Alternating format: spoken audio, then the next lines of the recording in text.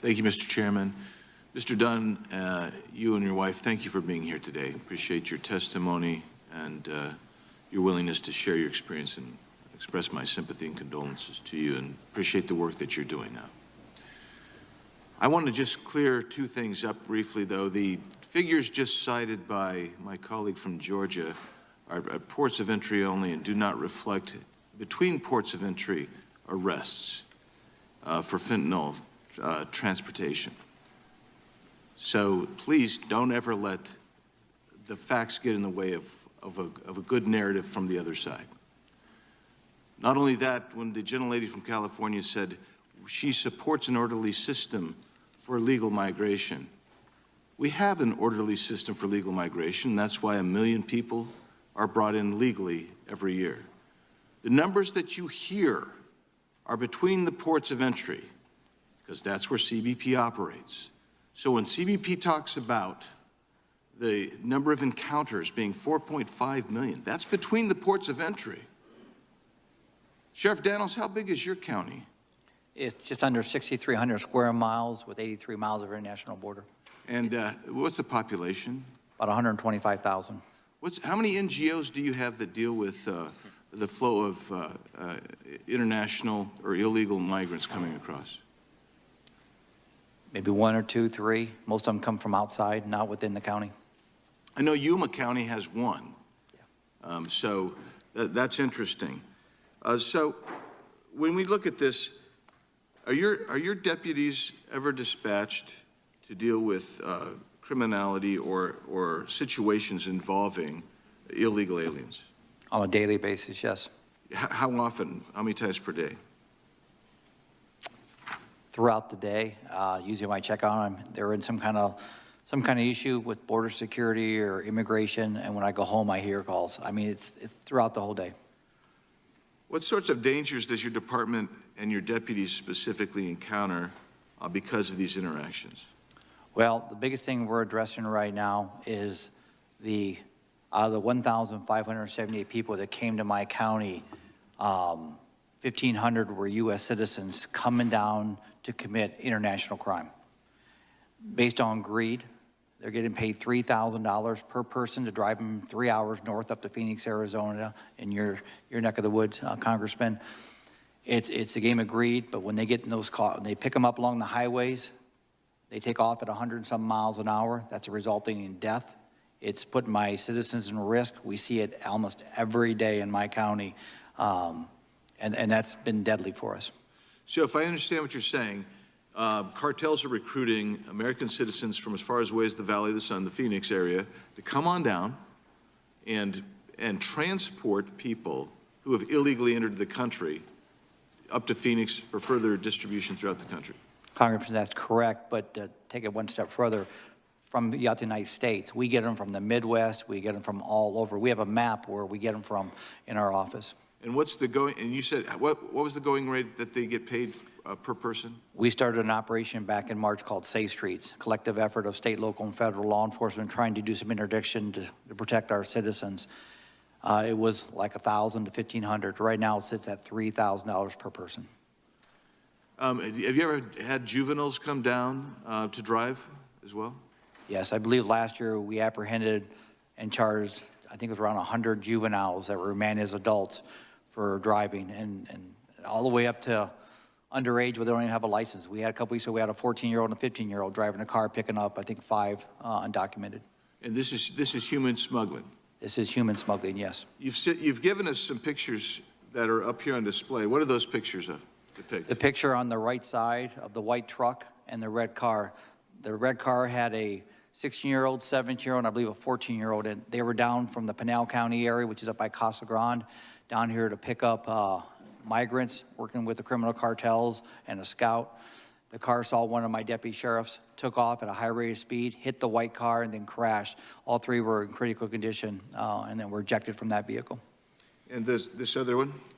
The other one was a vehicle out of Phoenix. It was a stolen vehicle that was in one of our business areas in a business parking lot. The Border Patrol saw them. They took off at a high rate of speed, got into a pursuit. It rammed the Border Patrol agent, the unmarked car, and they were apprehended with illegals. There's so much more to talk about. I'm sorry I'm out of time. Thank you for being here, Sheriff Daniels. Gentleman's time has expired. The gentleman from California, Mr. Schiff. Thank you, Mr. Chairman, and thank you to Ranking Member Nadler for welcoming me back to the committee. Mr. Dunn, thank you for your testimony today, and I want to join my colleagues in expressing my condolence over your terrible loss. Since I last held a seat on this committee over 10 years ago, our country has undergone some of its most turbulent years, from attacks on our democracy to increasing gun violence, including 4 mass shootings in my home state of California in just the last week, to continuing acts of racial injustice. Many of the issues that Americans are most concerned about fall within this committee's jurisdiction. But instead of tackling those concerns or joining Democrats in a comprehensive immigration reform, many Republicans in Congress seem intent on demonizing migrant families and asylum seekers, portraying them as fentanyl traffickers and violent criminals. In the real world, asylum seekers are vulnerable individuals and families fleeing political persecution and torture.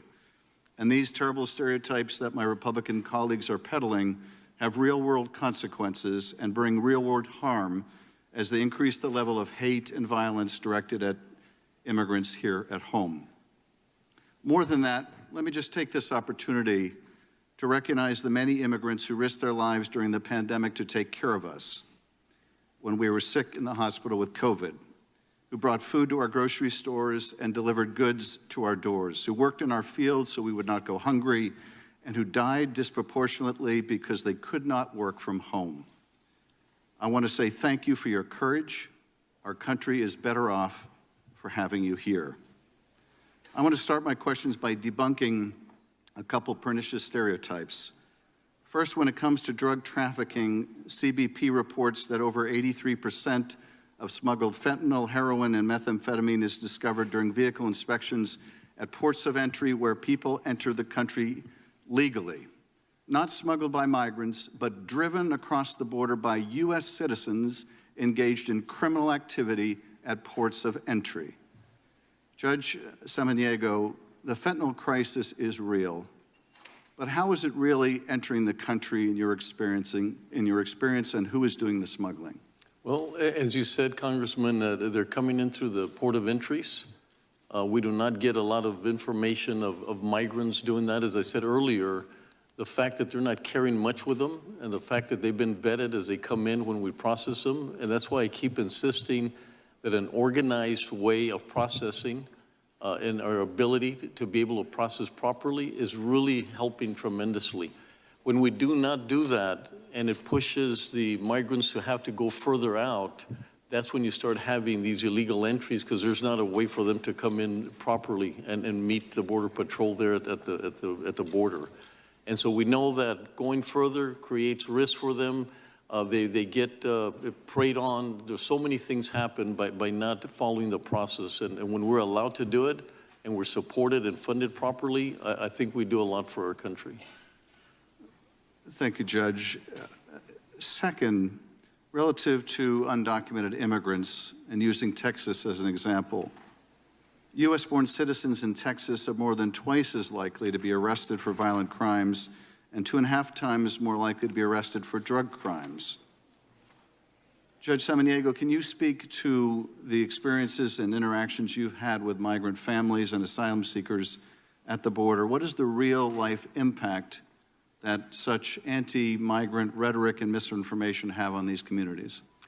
Well, it's just, it's heartbreaking, obviously, that why they're coming in, they want to work. I'll give you an example. We've had individuals that were held back because they got caught up in, not being able to go back because of Title 42. And they were asking for, give us brooms, give us bags. We want to help us. We do not want to be perceived as lingering or burdening your community or any part of the country. And they talk a lot about the fact that they're wanting to work, they're passionate about working, and they're ready to do something for our country. We do not get, I interact with them completely. I work with the unaccompanied children, and I have a lot of exposure, and I feel extremely confident that the majority of them have no interest in drugs or doing anything like that other than to work and to participate and be part of the dream that they're looking for. And a lot of them, like I said, they're coming out of desperation of how they're treated in their countries, how they're persecuted, and they're looking for a better life. I do not, I stand here saying, with all honesty, that I do not see or understand some of the things that are said here today about them wanting to be part of drug cartels or putting them in that situation. It's just completely opposed to what I've experienced there in El Paso. Gentleman's time has expired. Thank you, Judge. Gentleman from Florida, Mr. Gates. Yield to Mr. Roy.